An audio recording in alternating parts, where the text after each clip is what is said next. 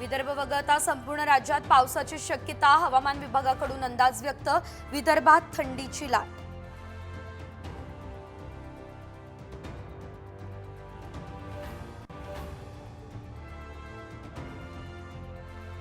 सिडकोच्या 26,000 घरांच्या किमती अखेर जाहीर. 25 लाखांपासून 97 लाखांपर्यंत घरांच्या किमती.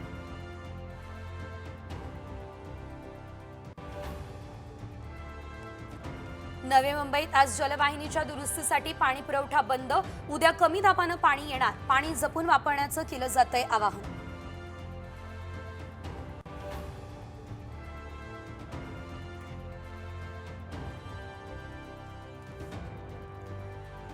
मराठी भाषा शिकवणं आता शाळांना अनिवार्य. चालढकल केल्यास होणार कारवाई. शालेय शिक्षण मंत्री दादा भुसे यांचे स्पष्ट संकेत.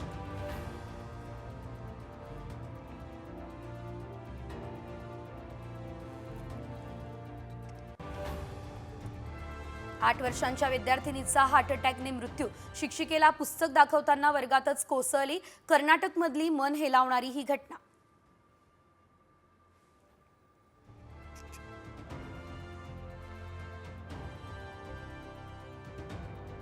धारदार शस्त्रानं हल्ला झालेल्या शुभदा केदारेचा मृत्यू. पुण्यातील आयटी कंपनीच्या पार्किंगमध्ये सहकार्यानंच केले होते वार.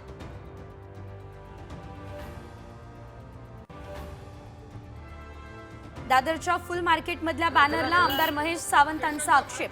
बॅनर हटवण्यासाठी आलेल्या पालिका कर्मचाऱ्यांना माजी नगरसेवक समाधान सरवणकर यांनी विचारला जाब.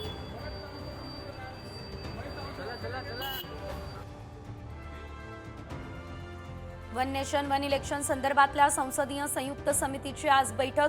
महाराष्ट्रातून श्रीकांत शिंदे, सुप्रिया सुळे, अनिल देसाई राहणार उपस्थित.